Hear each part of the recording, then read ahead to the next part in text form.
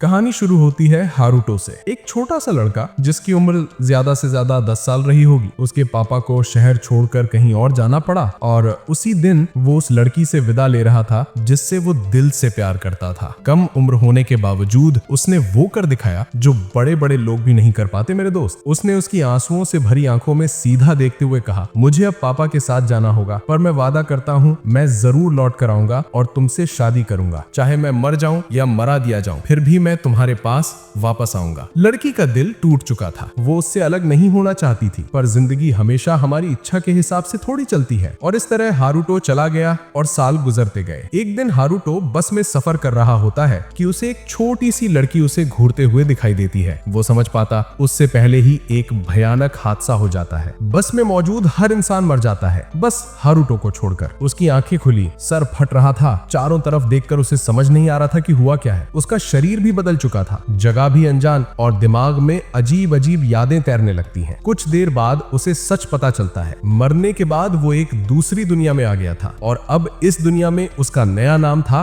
रियो। तभी कुछ मजदूर कमरे में घुसे। उनके हाथों में एक बोरी थी जिसमें खाना रखा हुआ था। वो लोग मजे से खाने लगे। भूखा रियो धीरे से पास आया तो उनमें से एक आदमी चिल्लाकर बोला, दूर हट, तेरी बदबू से खाना खराब हो रहा है। रियो मायूस होकर बाहर चला गया और जमीन पर पड़े कुछ फलों के टुकड़े उठाकर खाने लगा। लेकिन यादें उसे छोड़ ही नहीं रही थी। दो जिस्म, दो अलग अलग जिंदगियां एक ही आत्मा के अंदर टकरा रही थी। अपने आप को संभालते हुए वो बुदबुदाया, हारुतो अपने दुनिया में मर चुका है। अब मैं रियो हूँ और मुझे आगे बढ़ना है। मैं अपनी माँ का बदला कभी नहीं भूलूंगा। उसे याद था कैसे बचपन में उसकी माँ को उसके सामने ही मार दिया गया था। तभी कुछ लड़कियां वहां आईं, साफ सुथरे कपड़ों में। वो अपनी खोई हुई बहन को ढूंढ रही थी। उन्होंने रियो से पूछा कि उसने किसी लड़की को देखा है। रियो ने कहा, मुझे कुछ नहीं पता। पर लड़कियां उस पर यकीन नहीं करती और उसे गंदी गंदी बातें कहने लगती हैं। तभी एक सफेद बालों वाली लड़की आगे आती है। वो बहुत ही नर्म स्वभाव से कहती है, मेरी बहनों ने तुमसे जो कहा उसके लिए मुझे माफ करना। हम बस परेशान हैं क्योंकि हमारी बहन गायब है। मुझे तुमसे थोड़ी जानकारी चाहिए। रियो को उसका व्यवहार अच्छा लगा और वो उसे शांति से सब कुछ बता देता है। लड़की का नाम था सीलिया। वो अपनी जादुई शक्ति से अपनी बहन को ढूंढने की कोशिश करती है पर उसे कुछ नहीं मिलता। लेकिन एक अजीब बात सामने आती है। रियो ही वहाँ एक ऐसा इंसान था जिसकी जादुई ऊर्जा उनकी जैसी थी। वो कैसे था वो नहीं जानती थी, पर उसने ज्यादा सवाल नहीं किए। रियो को जानकारी देने के लिए उसने एक थैली भरकर पैसे दिए और वहाँ से चली गई। रियो ने थैली खोली और पैसे देखकर मुस्कुरा दिया। उसने थैली गले में बांधी और वापस काम पर जाने लगा। लेकिन जैसे ही उसने दरवाजा खोला, एक आदमी उस पर झपटा और जोर से उसके सीने पर वार कर दिया। रियो जमीन पर जा गिरा। खुशकिस्मती से वार उसके सीने पर बंधी पैसों वाली थैली पर पड़ा, जिससे उसकी जान बच गई। आदमी पागल हो उठा। वो रियो को खत्म करने फिर से आगे बढ़ा। रियो डर गया था। उसका शरीर जम गया, दिमाग सुन्न। तभी एक अजीब सी लड़की उसके सामने प्रकट हुई। उसने उसके चेहरे को पकड़कर धीरे से कहा, हमारे पास वक्त नहीं है। तुम्हें अभी अपनी शक्ति जगानी होगी, वरना हम दोनों मर जाएंगे। उस पल रियो को सब समझ आ गया और फिर वो दोबारा हारुतो बन गया। पहली जिंदगी की सारी यादें, उसकी लड़ाई वाली काबिलियत, सब एक झटकी में वापस आ गईं। उसने अपराधी को पकड़ा और एक ही वार में उसका सर चकनाचूर कर दिया। सांसें संभालते हुए उसने देखा कि उसके पास पड़ी पैसों वाली थैली हिल रही है। उसने उसे खोला और दंग रह गया। वहीं खोई हुई लड़की अंदर थी। वो कांप रही थी, डरी हुई, नाजुक आवाज में बोली, कृपया मुझे महल ले चलो, पापा तुम्हें इनाम देंगे, बस मुझे वापस पहुंचा दो। रियो कुछ कह पाता उससे पहले ही वो बेहोश होकर गिर पड़ी। रियो ने उस लड़की को अपने कंधे पर उठाया और उन लड़कियों को ढूंढने निकल पड़ा ताकि उसे सुरक्षित वापस कर सके। दूर से ही लड़कियों ने उसे देख लिया, लेकिन जैसे ही वो पास आया, उनमें से एक लड़की गुस्से से आगे बढ़ी और उसके चेहरे पर जोरदार थप्पड़ मार दिया। वो चिल्लाई, पहले तुमने झूठ बोला, कहा तुम्हें कुछ नहीं पता, और अब तुम उसे उठाकर ले जा रहे हो। तुमने ही इसे किडनैप किया है, इससे दूर हटो, इसे हाथ मत लगाना। रियो समझाने की कोशिश करता रहा, पर वो लड़की सुनने को तैयार ही नहीं थी। उसके दिमाग में तो बस यही था कि रियो ही गुनहगार है। उनकी लीडर ने तलवार निकालकर रियो की तरफ तान दी। वो बोली, पहले तुमने सब कुछ नकार दिया और अब इसे वापस लेकर आए हो। तुम हमारे साथ महल चलोगे, वहाँ तुम सब सच बताओगे। अगर तुम बेगुनाह निकले तो तुम्हें इनाम दिया जाएगा। रियो ने शांत होकर पूछा, और अगर मैं तुम्हारे साथ जाने से मना कर दूं तो? लड़की ने कहा, गलतफहमी में मत रहो, ये कोई निवेदन नहीं है, ये आदेश है। और इस तरह वो रियो को अपने साथ महल ले गई। उधर दूसरी तरफ पुलिस रियो की काम वाली जगह पर पहुंच चुकी थी। उन्होंने असली अपराधी को गिरफ्तार कर लिया। वो उससे पूछ पूछताछ करने वाले थे, तभी एक नकाबपोश आदमी वहां आया और बोला मिशन फेल हो गया है। उसने एक छोटा सा गैजेट दबाया और पलक झपकते ही अपराधी की मौत हो गई। नकाबपोश आदमी गायब हो गया और साफ था कि वो अब आगे कुछ बड़ा प्लान कर रहा था। महल में वनीसा ने प्रिंसेस फ्लोरा को उसके कमरे में ले जाकर उसकी देखभाल शुरू कर दी। वहीं रियो को जेल में डाल दिया गया पूछताछ के लिए। एक पहरेदार ने उसे जंजीरों से बांधते हुए कहा, ध्यान से सुन, या तो मान ले कि तूने ही प्रिंसेस को किडनैप किया है, वरना मैं तुझसे सब उगलवा लूंगा। लेकिन रियो बिल्कुल मासूम था। उसने साफ कहा, मैंने किसी को किडनैप नहीं किया है। गार्ड को विश्वास नहीं हुआ। उसने रियो की बेरहमी से पिटाई करनी शुरू कर दी। बार बार जवाब मांगता रहा। रियो चोटों से टूट चुका था,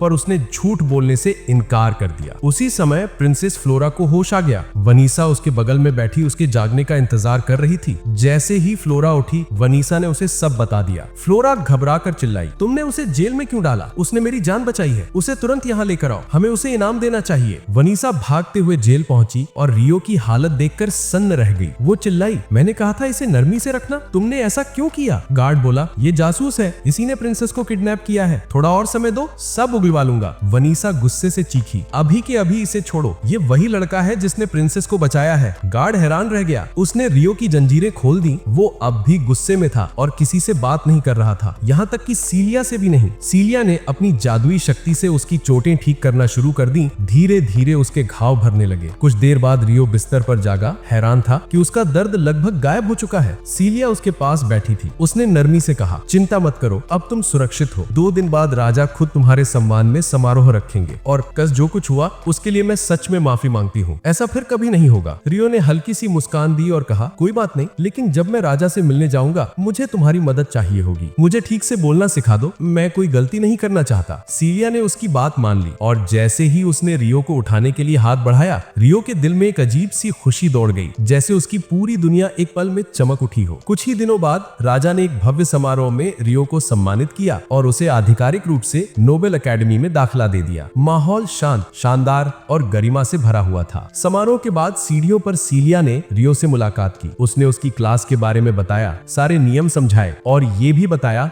कि वो खुद उसकी क्लास की शिक्षिका होंगी। क्योंकि रियो देर से जुड़ा था और परीक्षाएं लगभग शुरू होने वाली थीं, इसलिए सीलिया ने कहा, अगर तुम्हें किसी भी चीज में मदद चाहिए तो मेरे पास आ जाना, मैं तुम्हें पर्सनली पढ़ा दूंगी। रियो के चेहरे पर खुशी छलक आई। उसने तुरंत हामी भर दी। लेकिन जैसे ही वो क्लासरूम में दाखिल हुआ, उसे अजीब लगने लगा, क्योंकि वहाँ सभी छात्र बड़े बड़े अमीर और रईस परिवारों से आते थे। उन्हें समझ ही नहीं आ रहा था कि राजा ने एक गरीब लड़के रियो को उनकी एकेडमी में पढ़ने की अनुमति क्यों दी। रियो ने उनकी बातों पर कोई ध्यान नहीं दिया, चुपचाप जाकर अपनी सीट पर बैठ गया। कुछ देर बाद वो सीलिया के पास गया पढ़ाई करने और वहाँ सब कुछ अच्छे से चलता रहा। सीलिया के साथ उसकी पढ़ाई लगातार चलती रही और देखते देखते परीक्षा का समय आ गया। रियो पढ़ाई में इतना डूब गया था कि खुद को हद से ज्यादा थका रहा था। ये देखकर सीलिया परेशान हो गई। वो उसे समझाती रही, थोड़ा आराम कर लो रियो, तुम अभी नए हो यहाँ, ग्रेड्स ही सब कुछ नहीं होते। रियो ने कहा, मैं बस सीखना चाहता हूँ, बस इतना ही। और फिर परीक्षा शुरू हुई। सबने पूरी मेहनत से टेस्ट दिए। करीब 1 महीने बाद रिजल्ट लगा दिए गए। सब जमा हो गए ये देखने कि रियो कैसा कर पाया और सब दंग रह गए। रियो ने पहला स्थान हासिल किया था। एक लड़का गुस्से में फूट पड़ा, ये कैसे हो सकता है, इसने जरूर चीटिंग की है, किसी ने इसकी मदद की होगी। वो बेहुदा आरोपों पर उतर आया था। तभी प्रिंसेस क्रिस्टीना आगे आई और सख्त आवाज में बोली, अगर तुम्हारे पास चीटिंग का कोई सबूत नहीं है तो तुम्हारा ऐसा बर्ताव शर्मनाक है। वो शर्मिंदा होकर चुपचाप पीछे हट गया। अब 5 साल बीत गए। एक दिन तलवारबाजी के टीचर ने रियो की स्किल देखी और उसे 2 और स्टूडेंट्स के साथ आने वाले बड़े टूर्नामेंट के लिए चुन लिया। कई स्टूडेंट्स ने इसका विरोध किया, लेकिन टीचर ने साफ कहा, रियो लड़ेगा और यही अंतिम फैसला है। टूर्नामेंट से पहले रियो जब सीलिया के साथ खड़ा था तो उसने पूछा, ग्रेजुएशन के बाद तुम क्या करोगे? रियो थोड़ी देर चुप रहा, फिर बोला, मैं इस देश से चला जाऊंगा। मैं अपनी माँ की धरती पर जाना चाहता हूँ, जिसके बारे में वो बचपन में मुझे बताती थी। सीलिया का चेहरा उतर गया, उसका दिल टूट गया, पर उसने सामने से कुछ नहीं दिखाया। दिन बीते और टूर्नामेंट शुरू हो गया। 3 स्टूडेंट्स 3 नाइट्स को चुनौती देने वाले थे, ये दिखाने के लिए कि उन्होंने क्या सीखा। पहली बारी रियो की थी। जब रेफरी ने उसका नाम पुकारा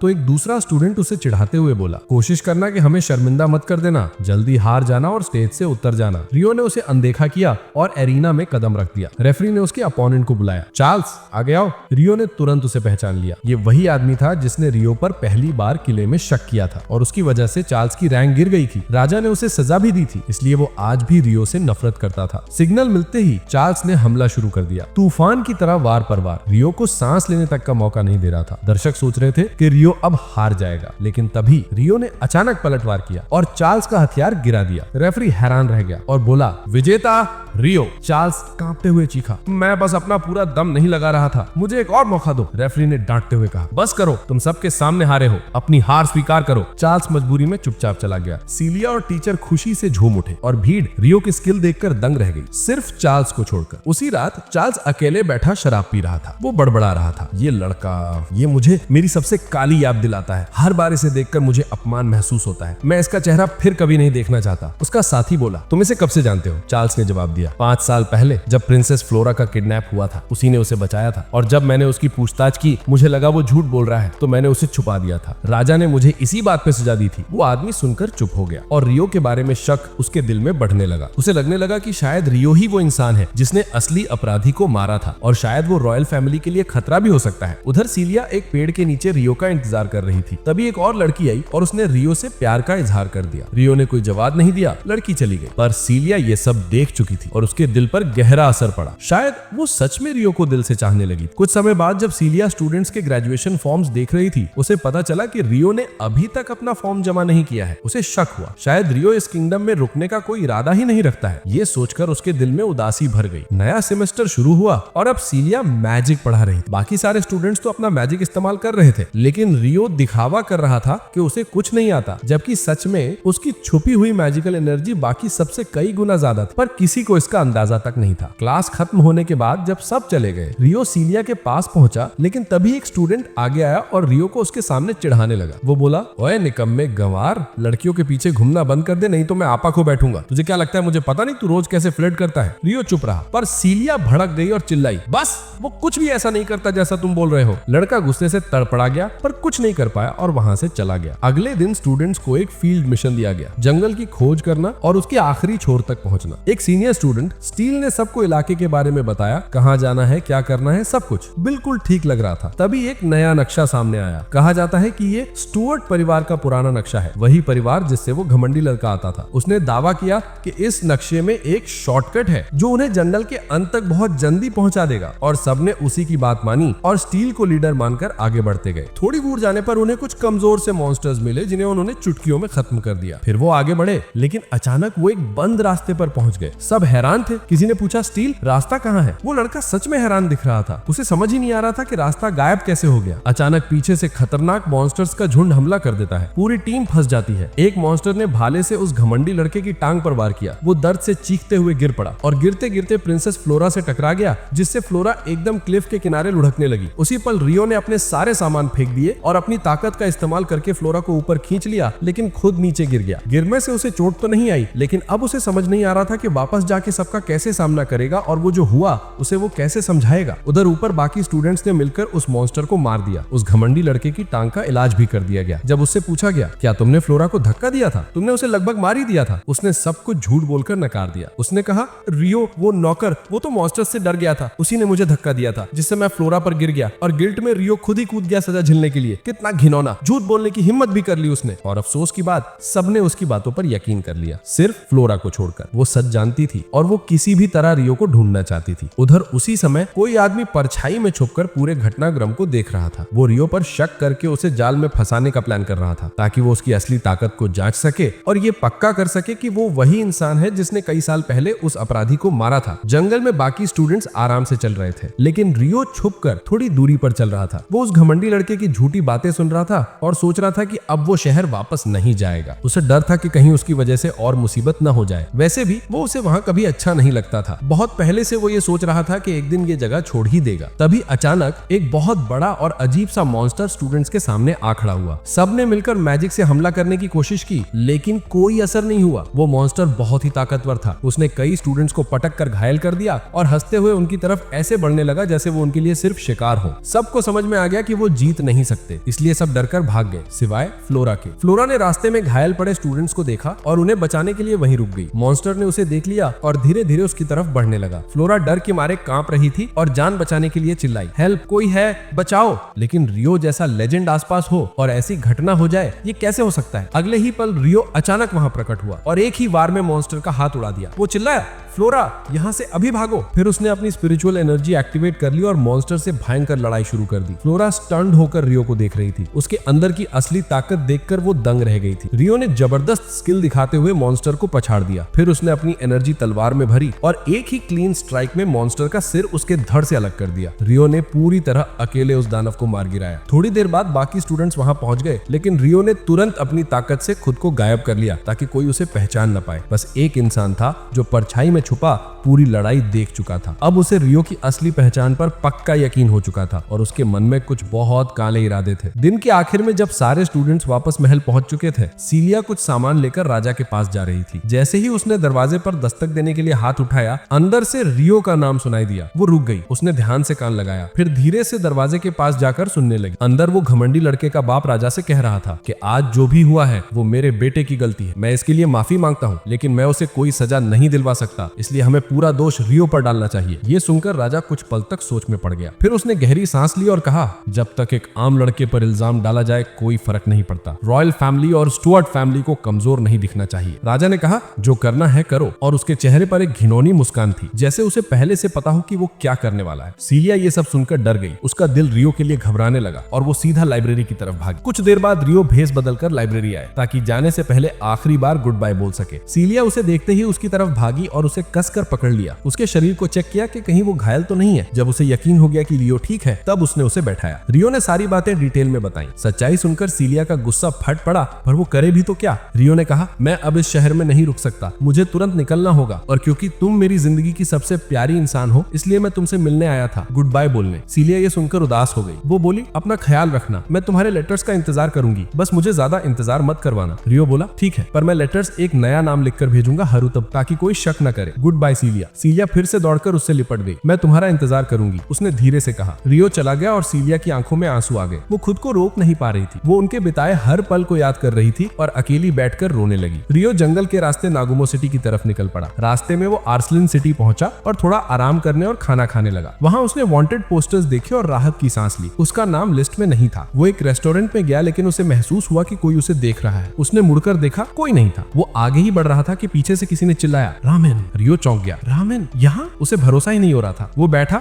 एक कटोरा रामेन खाया और फिर दुकानदार से पूछा, तुम्हें ये मसाले और सामग्री कहाँ से मिलती है? दुकानदार ने सामने वाली दुकान की तरफ इशारा किया। रियो वहां गया और सारी जरूरी चीजें खरीद ली। उसके बाद उसने सीलिया को लेटर भेजा कि वो सुरक्षित है और सब कुछ ठीक चल रहा है। फिर वो शहर छोड़कर अपनी यात्रा पर आगे बढ़ गया। जंगल में चलते हुए सामने उसे एक लड़की जमीन पर पड़ी दिखाई दी। रियो को लगा कि उस लड़की को मदद की जरूरत है, पर जैसे ही वो उस लड़की के पास गया, उस लड़की ने रियो ने हाथ पर एक नुकीले चीज चुभो दी। रियो तुरंत दूर हट गया। उसने अपना सामान नीचे गिरा दिए और अपनी पावर से खुद को हील करने लगा। वो बोला, मैं तुम्हें मुझे मारने नहीं दूंगा। फिर दोनों के बीच जबरदस्त लड़ाई शुरू हो गई। लड़की बेहद ताकतवर थी, डेमी बीस्ट जैसी एनर्जी इस्तेमाल कर रही थी और मैजिक भी बड़ी सफाई से चला रही थी। शुरू में रियो समझ ही नहीं पाया कि उसे कैसे हैंडल करे, इसीलिए वो उसका फाइटिंग स्टाइल ध्यान से पढ़ने लगा। कुछ देर बाद उसे एहसास हुआ कि लड़की का पूरा ध्यान एक खास डैगर पर टिका हुआ है, तो रियो ने जानबूझकर अपनी डिफेंस में एक खाली जगह छोड़ी ताकि वो उस तरफ वार करे। जैसे ही लड़की झपटी, रियो ने पूरी ताकत के साथ पलटवार किया, उसे जमीन पर गिरा दिया और उसका हथियार छीन लिया। रियो शांत आवाज में बोला, तुम हार चुकी हो। लड़की पकड़ी जा चुकी थी, लेकिन अचानक उसकी आंखें बदल गईं। वो जोर जोर से रोने लगी और अपनी माँ को पुकारने लगी। रियो समझ नहीं पाया कि उसके साथ क्या हो रहा है। उसने अपनी शक्ति से उसे शांत करने की कोशिश की और कुछ ही देर में वो बेहोश हो गई। उसके दिमाग में पुराने पल चमकने लगे। वो असल में हरुटो वाले ही दुनिया से आती थी। वो वही लड़की थी जो उसी बस में थी जिसमें हरुटो की मौत हुई थी। उसकी मौत के बाद वो भी इसी दुनिया में जागी, बट एक स्लेव बनकर। स्टुअर्ट के बिगड़ैल बेटे की। वो कमीना हर दिन उसे तंग करता था, उसे मारता था जब तक वो खड़े रहने लायक भी ना रहे। उसकी गर्दन पर एक स्लेव कॉलर था जो उसके थोड़ी सी भी नाफरमानी पर पूरे शरीर में बिजली के झटके भेजता था। रियो ने जब कॉलर देखा, उसे समझ आ गया कि किसी ने उसे मजबूर किया होगा उस पर हमला करने को। रियो ने पूरा ध्यान लगाकर वो स्पेल ढूंढना शुरू किया जिससे कॉलर हटाया जा सके। काफी कोशिशों के बाद आखिरकार रियो कामयाब हुआ। कॉलर टूट गया। कुछ देर बाद लटीना जागी और रियो को अपने सामने खड़ा दिखा। उसका हाथ उसकी तरफ बढ़ा हुआ था। डर के मारे वो पीछे हटने लगी और रियो के पीछे रखे नाइफ्स उठाने की कोशिश करने लगी। रियो ने शांत आवाज में कहा, ट्राई मत करो, इसका कोई फायदा नहीं। मुझे पता है तुमने मजबूरी में हमला किया, पर अब टेंशन मत लो, तुम आजाद हो। रियो ने उसे सब सच बताने को कहा और जब उसे यकीन हो गया कि रियो उसे नुकसान नहीं पहुंचाएगा। उसकी आंखों से आंसू बहने लगे। वो टूट कर रो पड़ी और सारी बातें बता दी। स्टुअर्ट ने उसे हुक्म दिया था कि जैसे ही रियो शहर से बाहर निकले उसे मार दे, सबूत तक न बचे। इसीलिए रियो का नाम वांटेड लिस्ट में नहीं था। रियो को सब समझ आ गया, ये सब उसी घमंडी लड़के की हरकतें थीं। रियो ने कहा,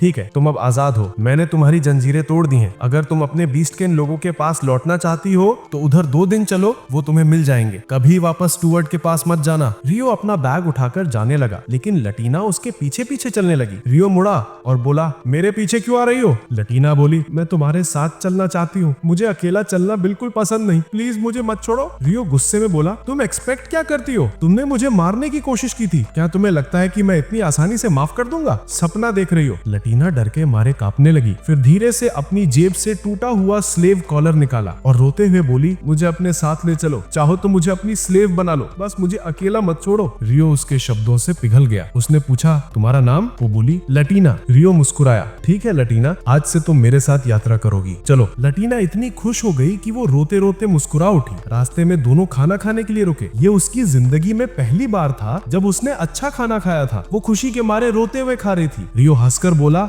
आराम से खाओ, कोई तुम्हारा खाना छीनने वाला नहीं है, इतनी जल्दी क्यों खा रही हो? पहले तो उसने सुना ही नहीं, बस खाती ही जा रही थी। फिर उसने रियो की बात समझी और बोली, ये पहली बार है जब किसी ने मेरे साथ अच्छा बर्ताव किया है, मैं बस बहुत खुश हूँ। रियो ने कहा, अब से तुम हर दिन अच्छा खाना खाओगी और कोई तुम्हें हाथ तक नहीं लगाएगा। उधर दूर सीलिया हरूटो का लेटर पढ़ रही थी और उसके चेहरे पर सुकून और खुशी दोनों थी। वो उसे बहुत याद कर रही थी और मन ही मन उसके लिए शुभकामनाएं कर रही थी। उस रात रियो और लटीना ने जंगल में कैंप लगाया। रियो ने एक कटोरा रामेन निकाला और उसे स्पगेटी की तरह तैयार करने लगा। उसकी हैरानी की बात यह थी कि लटीना ने उसे तुरंत पहचान लिया और अपने पुराने दुनिया वाले नाम से पुकारा। रियो चौंक गया, तुम्हें इसका नाम कैसे पता? मैं इसे पहले खाया करती थी। हालांकि उसने ये नहीं बताया कि कहाँ खाया था, लेकिन रियो को शक होने लगा कि शायद लटीना भी उसी दुनिया से आई है, पर वो अभी पक्का नहीं था। उस रात जब वो सोई तो उसे डरावने सपने आए, जापान की झलकियां और वो हादसा जिसने उसकी जान ले ली। तभी रियो को पूरा यकीन हो गया कि वो भी उसी दुनिया से है जहाँ से वो आया है। उसे उसके लिए गहरा दुख महसूस हुआ और उसके दिल में लटीना के लिए लगाव और बढ़ गया। सुबह होते ही वे अपनी यात्रा पर निकल पड़े। दोनों के बीच का बंधन और मजबूत हो गया। लटीना ने रियो को एक बड़े भाई की तरह मानना शुरू कर दिया, एक ऐसा रक्षक जो हर खतरे से उसकी रक्षा करेगा। वो रियो के साथ सच में खुश थी।